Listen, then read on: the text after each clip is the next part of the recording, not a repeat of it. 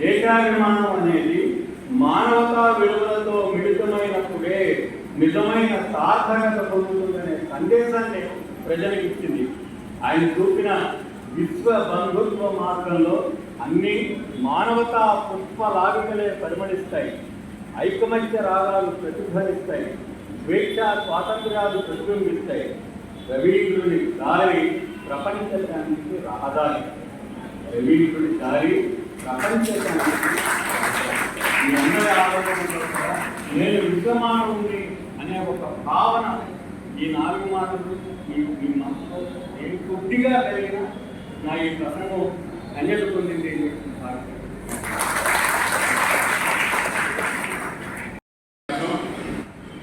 ఏదైతే కోరుకున్నామో మనం అది ఆయన నోటి వచ్చింది. ఈ ప్రత్యేక ప్రధాన ఉపన్యాసం, అందువల్ల మిగతా ఉపన్యాసాలన్నీ అలా ఉంటాయనుకోవడం దయచేసి.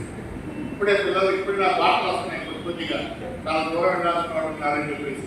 అయితే ఎవరు కూడా భయపడదు, చాలా తొందరగా పూర్తి చేస్తాం మన కార్యక్రమం. రాజకీయ కుటుంబాల్లో రాజకీయాన్ని వారసత్వంగా తీసుకుంటారు పిల్లలు, అది మనందరూ తెలిసిన విషయమే. కానీ మండలి వెంకటకృష్ణారావు గారి దగ్గర నుంచి రాజకీయంతో పాటు సాంస్కృతిక అభివృద్ధిని కూడా పొందుపడుతున్నారు ఉత్తమసారి గారు. ఆయన ఎంత దూరం పోయాడంటే 2 తగ్గట్ల వేసి చూస్తే నేను సాంస్కృతిక వైపు తూగుతాను, రాజకీయ అవసరం లేదనే స్థాయిలో ఉండేవాడు. ఒక చిన్న ఉదాహరణ చెప్తాను, చాలా ముఖ్యమైన ఉదాహరణ. ఆయన మంత్రిగా ఉన్న సమయంలో మచిలీపట్నంలో కార్యక్రమం నిర్వహించడం జరిగింది.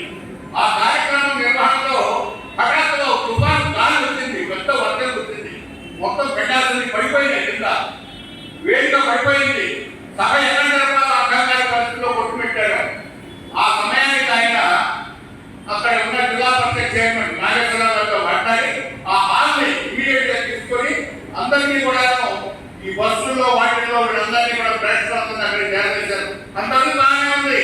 ఆ తర్వాత నేను చెప్పబోయేది నాకు అక్కడ ఇలా ఒక ఇదే ఫ్లెక్సీ లేదు, దాంట్లో తడిసిపోయిన ఫ్లెక్సీని తీసుకొచ్చారు అన్నమాట. అక్కడ కట్టేవాళ్ళు లేరు ఆ టైంకి. ఆయన కుర్చీ వేసుకొని బిందులు తీసుకొని దాన్ని అక్కడ బిగించారు. అది మంత్రిగా, ఒక మంత్రిగా చేయలేకపోయిన అటువంటి వాడు ఆయన శాసనసభ వైపు తొక్కుతారు. ఇంకొకటి కూడా నేను ఎగ్జాంపుల్ చెప్తున్నాను ఉత్తమసారి గురించి, చాలా చిన్న ఎగ్జాంపుల్. ఒకసారి ఆయన అప్పుడు వైఎస్ రాజశేఖర రెడ్డి గారు మంత్రి పదవుల కోసం కొంతమందిని కలుపుతున్నారు. ఆయన హైదరాబాద్, అప్పుడు ఆంధ్రప్రదేశ్, హైదరాబాద్ నుంచి విజయవాడ వచ్చారు. ఆయన ఈయన ఒక సాహిత్య కార్యక్రమం తలముడకాయ ఉన్నాడు మంత్రి పట్టాలో. ఎవరో అన్నారు రాజశేఖర రెడ్డి గారు వచ్చారు, మీరు పోయి కలవాలి కదా అని. నాకు చాలా ముఖ్యమండి, నేను అందువల్ల ఆయన దాదాపు సంవత్సరం పైన మంత్రి పదవి దూరం అయ్యారు. ఎవరో చెప్తారు కదా, మీరు ఇక్కడ ఉన్నారని తెలిసి కూడా రాలేదు. సాధారణంగా ఇవన్నీ మనుషుల మధ్య జరిగే విషయాలన్నీ ఉంటాయి. అందువల్ల సంవత్సరం పైన ఆయన మంత్రి పదవి దూరం అయ్యారు. ఆయన కనిపించదా. అటువంటి వాడి వాసనగా వెంకట్రావు వచ్చారు. ఇవాళ వెంకట్రావు సాహిత్య సభకి వాటికి పాల్గొనడం తక్కువే కానీ కార్యక్రమ నిర్వహణ అంతా కూడా ఆయనే చేస్తారు. అవనిగంటలో ఎటువంటి సాంస్కృతిక సాహిత్య కార్యక్రమం జరిగినా సరే ఉత్తమసారి చేయడం ఇప్పుడు నిజానికి ఆయన కొన్ని పెద్దవాడయ్యాడు, పెద్దగా మాట్లాడితే నాకంటే చిన్నవాడు తెలిసింది. ఈయన మొత్తం కార్యక్రమం అంతా రెడీ చేసి పెడతారనమాట. ఎన్నోసార్లు నేను దాని స్వయంగా చూసిన వాళ్ళని అనుకుంటున్నాను. ఇవాళ నుంచి వెంకట్రావు ప్రత్యక్షంగా కూడా పాల్గొనబోతున్నాడు కార్యక్రమాల్లో.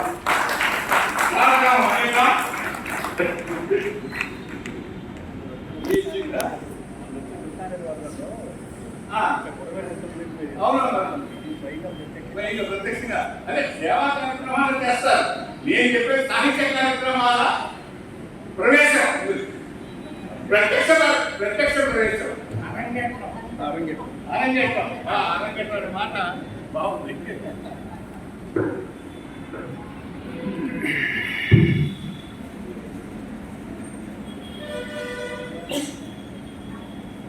విశ్వకవి రవీంద్రనాథ్ ఠాగూర్ గారి 165వ జయంతి కార్యక్రమానికి ఈరోజు ఇక్కడ అధ్యక్షత వహిస్తున్నటువంటి బుద్దికొండ సుబ్బారావు గారికి, అదేవిధంగా వేదిక మీద ఉన్నటువంటి పెద్దలందరికీ, ఇక్కడికి విచ్చేసినటువంటి ముందున్నటువంటి పెద్దలకి, విద్యార్థులకి అందరికీ కూడా ముందుగా నా హృదయపూర్వక నమస్కారాలు తెలియజేసుకుంటున్నాను. ఇందాక సుబ్బారావు గారు చెప్పినట్టు ఇటువంటి కార్యక్రమాల్లో మాట్లాడటం చాలా తక్కువ. ఏదైనా ఉంటే రకాలు చేయటం కానీ, వేరే సేవా కార్యక్రమాలు అలాంటివి చేయటం కానీ,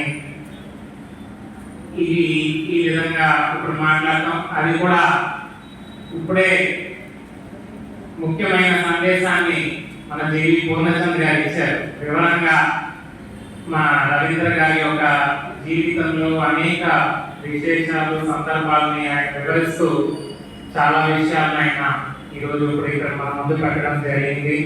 వాటి నుంచి ఇక్కడ ఉన్న యువకులు కానీ, విద్యార్థులు కానీ, మనమందరం చాలా విషయాల్ని మనం నేర్చుకోవాల్సిన అవసరం ఈరోజు చాలా ఉందా. అయితే ఇందాక మనందరికీ కూడా తెలిసినట్టు రవీంద్రనాథ్ ఠాగూర్ గారు గీతాంజలి రచించడం, దానికి నోబెల్ బహుమతి వచ్చిందని మనందరికీ కూడా తెలుసు, వింటూ ఉంటాం, చదువుతున్నాం కూడా. అయితే ఈరోజు ఇక్కడున్న విద్యార్థులు ముఖ్యంగా మనం ఒకటి ఆలోచించుకోవాలి. ఆ పుస్తకాన్ని మనం అందరం కూడా దాన్ని గీతాంజలిని చదవాల్సిన బాధ్యత ఇక్కడున్న విద్యార్థులకు. ఎందుకంటే నోబెల్ బహుమతి అనేది అంత సామాన్యంగా ఎవరికి ఇవ్వరు. నోబెల్ బహుమతి ఎవరికి ఇస్తారు అంటే ఇతర మనుషులకి, ఎవరికైతే ఏదైనా ఉపయోగపడే కొత్తది ఏదైనా కనిపెట్టి కానీ, లేదంటే మానవులకి ఉపయోగపడే ఏదైనా కొత్తది వస్తే దానికి నోబెల్ బహుమతి అనేది ఇస్తారు. కానీ అది లిటరేచర్ లో నోబెల్ బహుమతి రావడం అంటే అది కేవలం రవీంద్రనాథ్ ఠాగూర్ గారు రచించిన గీతాంజలికి అది రావడం జరిగింది, మొట్టమొదటి లిటరేచర్ లో. అటువంటి దాన్ని ఎందుకు నోబెల్ బహుమతి ఇచ్చారు, మనుషులకి ఏ విధంగా ఉపయోగపడుతుంది అని చదవాల్సిన బాధ్యత ఈరోజు ఇక్కడ ఉన్న విద్యార్థులందరిలోనూ ఉంటుంది.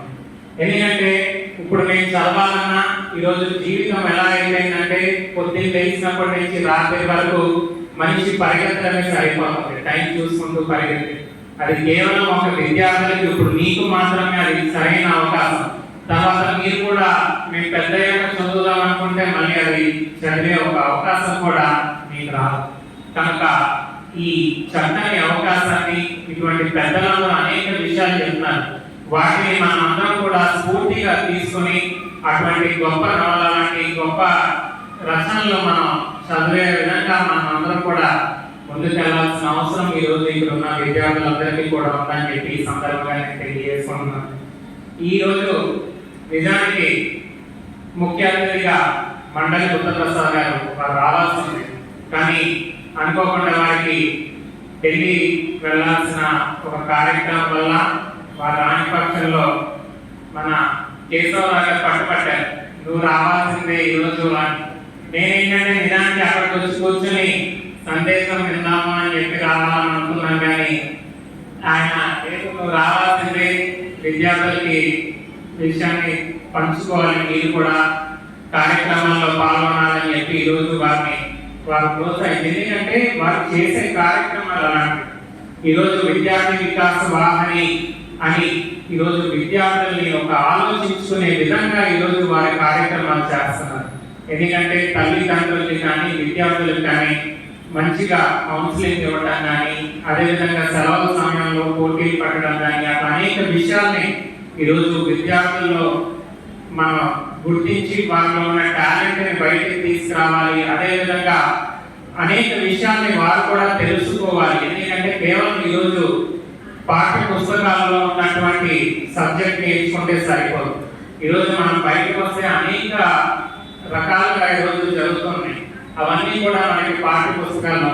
అవన్నీ ఎక్కడ దొరుకుతాయి అంటే మనం పుస్తకాలని, వేరే పుస్తకాలని అన్ని కూడా మనం జనరల్ గా చదువుతుంటే, న్యూస్ పేపర్లు చదువుతుంటే ఆ విషయాలన్నింటినీ కూడా తెలుసుకోవచ్చు బయట ఉన్నటువంటి లోకంగా.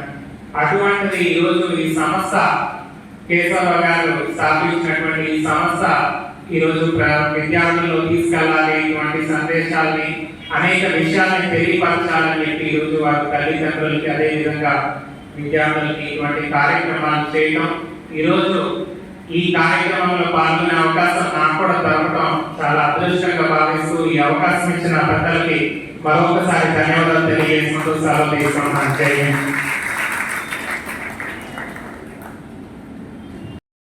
అలాగే నన్ను అడిగింది. మీకు చాలా మందికి పరిచయం ఉంటుంది బుద్ధప్రసాద్ గారు వాయిస్, వెంకటరామరావు గారి సేమ్ వాయిస్. బుద్ధప్రసాద్ గారు ఆ ఏజ్లో ఉన్నప్పుడు అలాగే మాట్లాడేవారు. అదే వాయిస్ అందించండి వెంకటరావు గారు కూడా. చాలా సంతోషం. వెంకటరామ్ రాజా, మా పేరు నేను తెలుసుకునే పేరు రాజా. వెంకటరామ్ అసలు పేరైనా రాజా, ఈ కాల్ నిక్నే రాజా. ఈ సందేశం పూర్ణచంద్ర గారు ఇచ్చిన బుక్కులు బహుశా నేను అనుకుంటున్నాను విద్యార్థులందరికీ పరిచయం ఉండాలని అనుకుంటున్నాను. కేశవరావు గారు ఒకవేళ అందరం పోతే వాళ్ళందరినీ మళ్ళీ పంచే బాధ్యత చాలా అవసరమైంది. సంక్షిప్తంగా ముందు మనం ఏం చెప్పామో మాట్లాడినట్టు కూడా సంక్షిప్తంగా ఉపయోగంగా ఉంటుంది. వారికి వీలైతే అందరికీ చేరవేయాలని, తర్వాత పబ్లిక్ ఏర్పాటు కూర్చి చాలా అవసరం కూడా నేను అనుకోవడం. ఇంకా అవార్డ్స్ తీసుకోవడం దాదాపు 40 మంది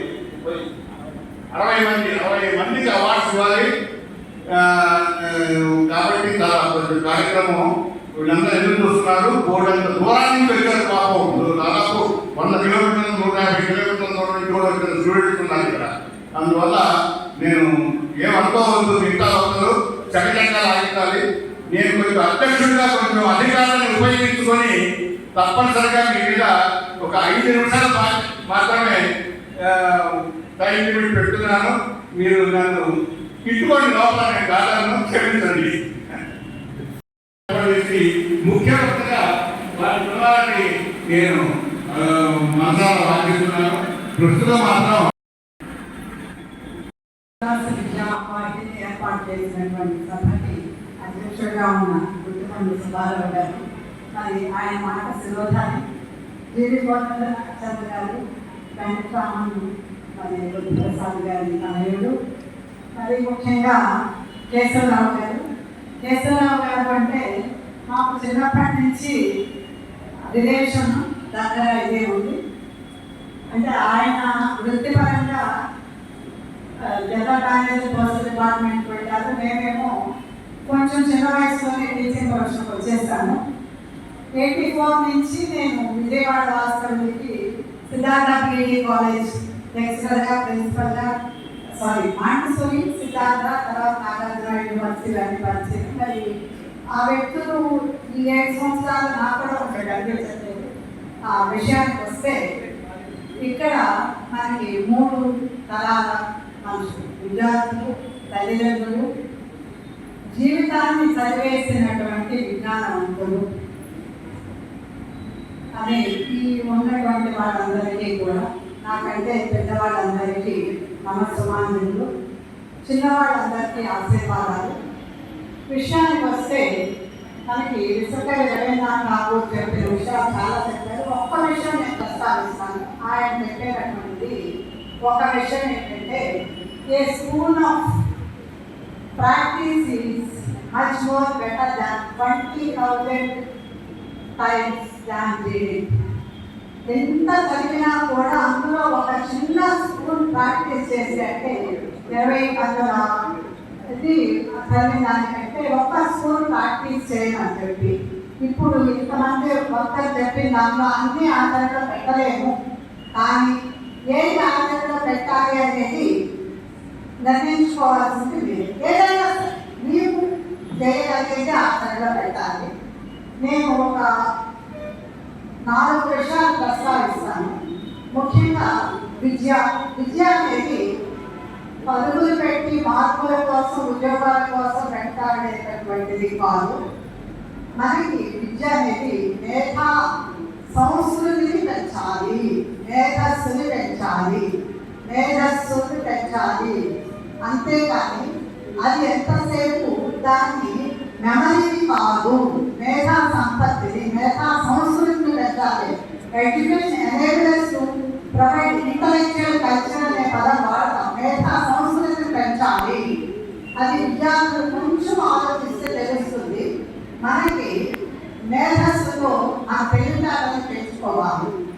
ఇవాళ పెంచుకున్నటువంటి తెలివితేటలు మేధా సంస్కృతి మనకి ఏం నేర్పుతుందంటే స్థిరత్వాన్ని, శక్తియుక్తుల్ని పెంచుతుంది. Enables to provide stability and capacity. నీకు శక్తి, ఉద్యోగం, ఆ శక్తి, సామర్థ్యం, దాంతో పాటు స్థిరత్వం నాకు ఉంటే నాకు చెప్పారు. వర్షం వచ్చింది, మొత్తం పడిపోయింది, కదలకూడదు, ఏం చేయాలో తెలియాలి. పరీక్షలో మార్కులు తగ్గాయి, ఫెయిల్ అయ్యాం, ఏం చేయాలో ఆలోచించాలి. అంటే ఆ స్థిరత్వం అనేది ప్రస్తుత విద్యార్థులకు చాలా తక్కువ ఉంటుంది. 4 మార్కులు తక్కువ వచ్చినాయో తల్లిదండ్రులు కోపడ్డారు. ఇంకో కేసు, ఒక ఎగ్జాంపుల్, మా టీచర్ స్టూడెంట్ మనకి పీజీలో సూపర్ స్పెషాలిటీ చేసి ఆదిప చిన్న విషయం తేడా వచ్చి సూసైడ్ చేసుకున్నాడు.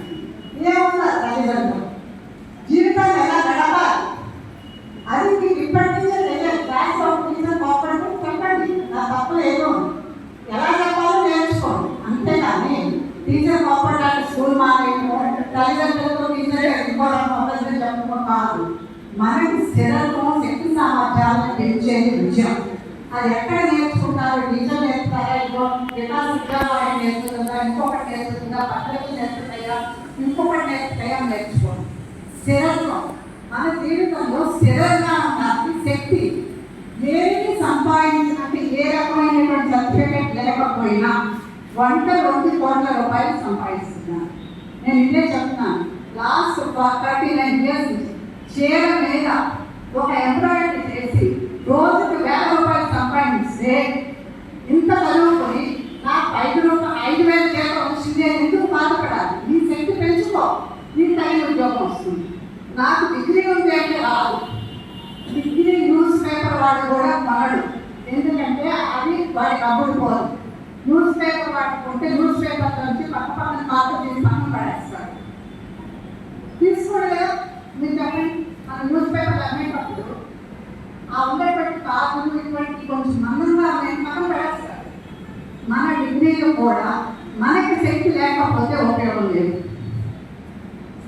అటువంటి శక్తి సామర్థ్యాన్ని పెంచుకుంటే మనం వెల్త్ని సంపాదించవచ్చు. వెల్త్ అనేది డబ్బులు రావడం కాదు, దాంతో పాటు మనుషులు, మన న్యాచురల్ రిసోర్సెస్ అన్నీ కూడా సంపదే.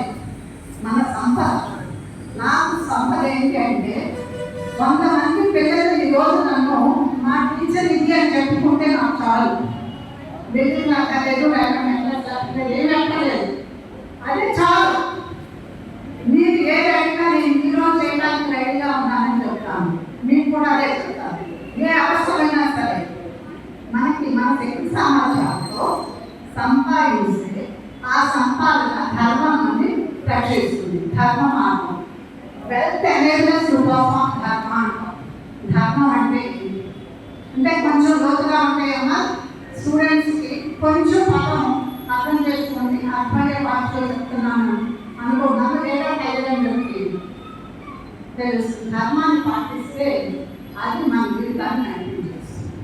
ధర్మం అంటే సరైన నడవడం.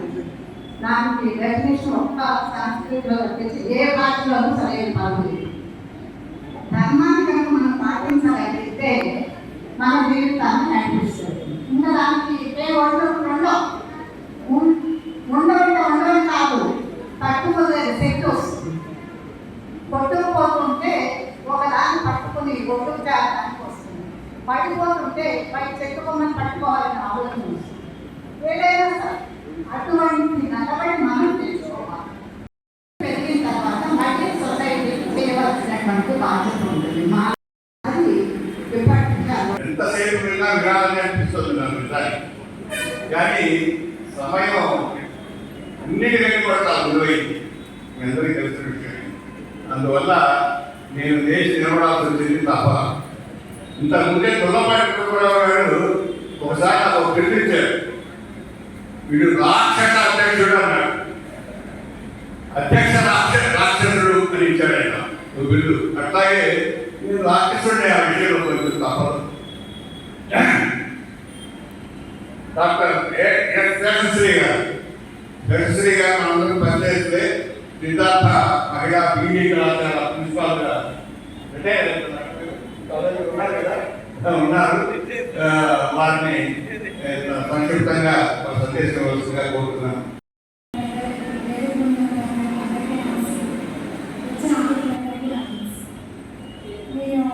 ప్రధానమంత్రిగా మాట్లాడిన అంశాల నుంచి ఒక 2 మాటలే చెప్తాను.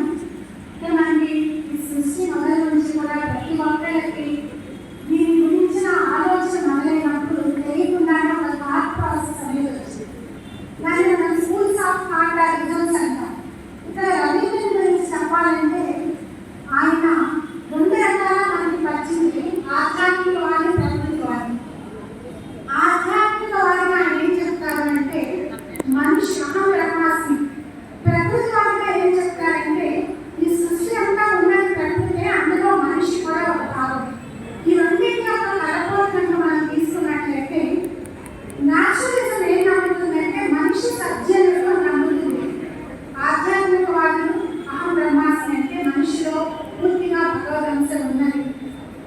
ఐన్స్టీన్ అంతటి వాడు చెప్పాడు, ఈ సృష్టి అంతా కూడా అంటే ఇప్పుడు ఏదైతే కనబడుతున్నామో అదంతా ముందే ఒదిగి ఉన్న సమన్వయం. There is a big coordination in this universe. మనిషి నిర్భయంగా ఎందుకు ఉండాలి అంటే we are part of this nature which is the creation of God. ఈ న్యాచురల్ ప్రాసెస్ లోనే మనం చూసుకుంటాం కాబట్టి మనకు భయం అక్కర్లేదు.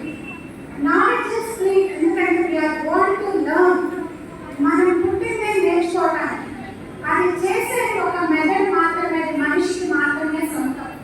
సో ప్రధానమంత్రి గారి మాటల్లో నేను ఈ భావాన్ని గ్రహించాను. అది కొంచెం నాకు తెలిసిన జ్ఞానంగా చెప్పాలని చూశాను.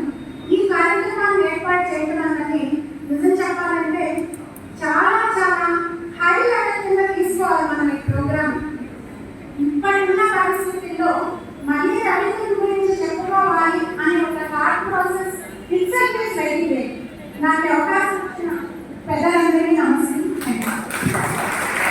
అభినందిస్తూ మనం విద్యార్థి వికాస వాహిని వారందరినీ కూడా సత్కరిస్తుంది, వాళ్ళని అభినందిస్తుంది. ఈ కార్యక్రమం అంతా కూడాను విద్యార్థి వికాస వాహిని CEO శ్రావణి నిర్వహిస్తారు. దయచేసి దాన్ని తెలుగులో రాస్తుందండి, దయచేసి. ఎందుకంటే కేవలం ఇంగ్లీష్ మాత్రమే తెలిసిన వాటికి ఇందులో ఎవరు లేరని నా ఉద్దేశం. పిల్లలైనా సరే తెలుగు కదా, అందువల్ల ఇక్కడి నుంచి తెలుగులో రాయిస్తే ఇబ్బంది నాకు తెలియదు. ఇది కేవలం నా సూచన, దయచేసి. ఒక రచయిత సంఘం అధ్యక్షుడిగా నేను నా బాధ్యత నిర్వహించాను. తెలుగులో కూడానా? సరే. నాకు నచ్చిన పుస్తకాన్ని ఒక వీడియో కాంపిటీషన్ కండక్ట్ చేస్తూ ఉంటాం. కాంపిటీషన్ కండక్ట్ చేసే పర్పస్ ఏంటంటే ప్రతి సంవత్సరం ఏప్రిల్ 23వ తారీఖు ప్రపంచ పుస్తక దినోత్సవం.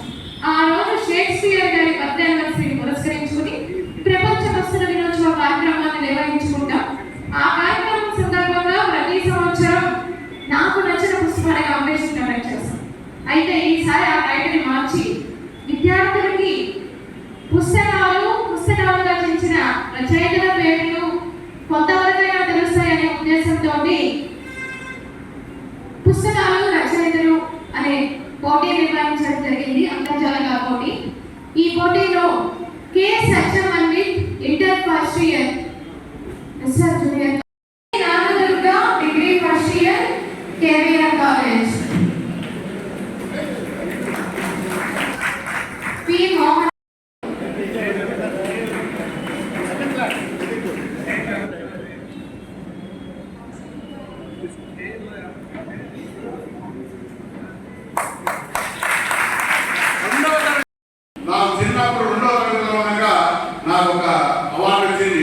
ఈ అవార్డు నేను తీసుకున్నాను. ఈ ఫోటో ఖచ్చితంగా ఇక్కడ ఉండాలి.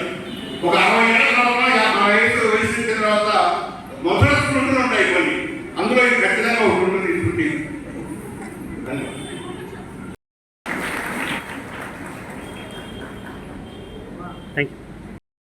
Degree first year KBM college. మా గురువారిలో క్లాస్ గారు ఒకసారి వేసుకునే వస్తుందిగా పోతుంది.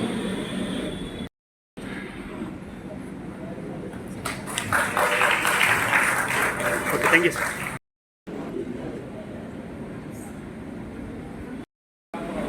Tenth class inter second year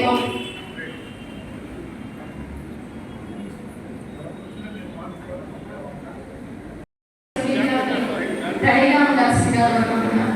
government high school అవేగంట. Thank you sir. Thank you sir.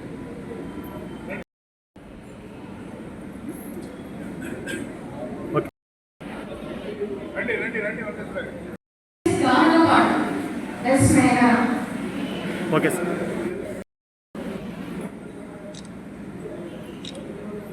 Okay sir. కుటుంబ పాఠశాల 10th class and intermediate pages. Okay sir. Okay. Students group లో ప్రతిరోజు ఆ రోజు యొక్క ప్రత్యేకత కోసం ఎస్ మేఘన 10th జెడ్ పేజెస్ గానపాడు.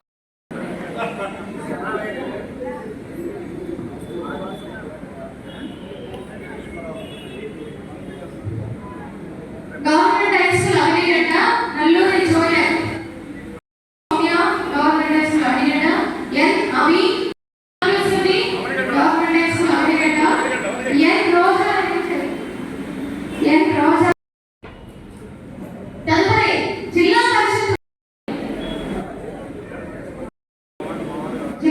ఉన్నత పాఠశాల కొత్తూరు.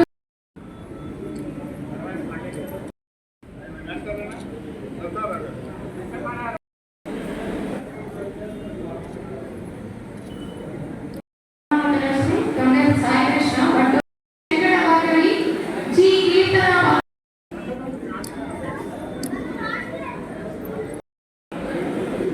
కొండపల్లి జిల్లా పరిషత్ ఉన్నత పాఠశాల ఎం యశ్విని.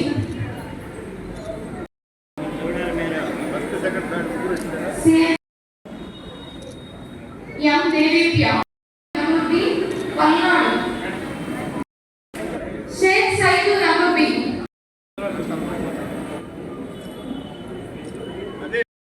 గవర్నమెంట్ జూనియర్ కాలేజ్ మామా. లావణ్య ఏ భువనేశ్వరి ఎం. ఎం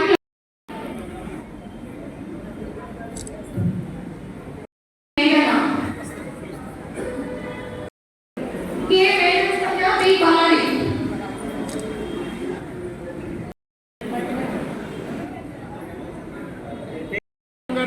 మీ స్టూడెంట్స్ ఉన్నారా?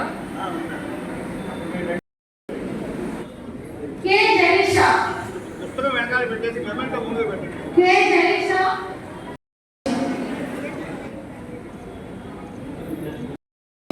ఏ అనిల్ కుమార్. జి హర్షవర్ధన్. జి హర్షవర్ధన్.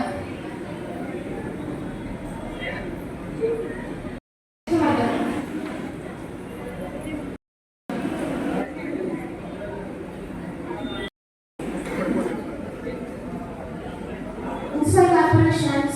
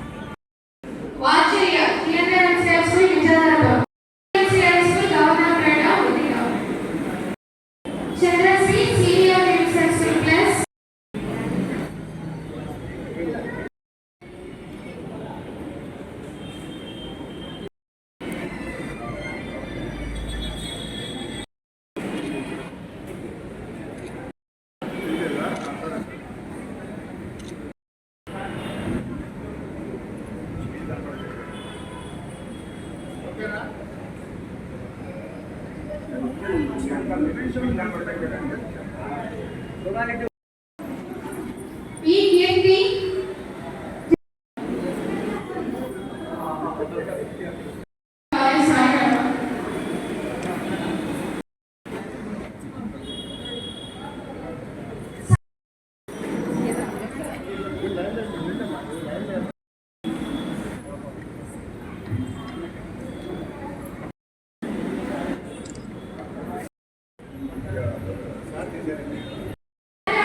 ముఖ్య అతిథి అయినటువంటి మండలి రుద్రప్రసాద్ గారు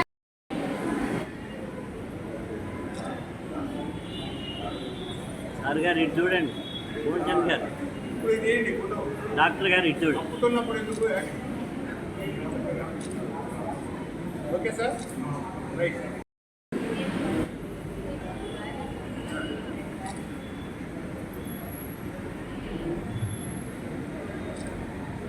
కార్యక్రమ సభ అధ్యక్షుడు